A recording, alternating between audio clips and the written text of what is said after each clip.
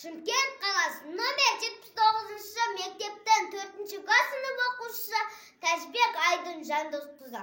Мұқағали Мақатаев. 3 бақытым. Ең бірінші бақытым халқым менің.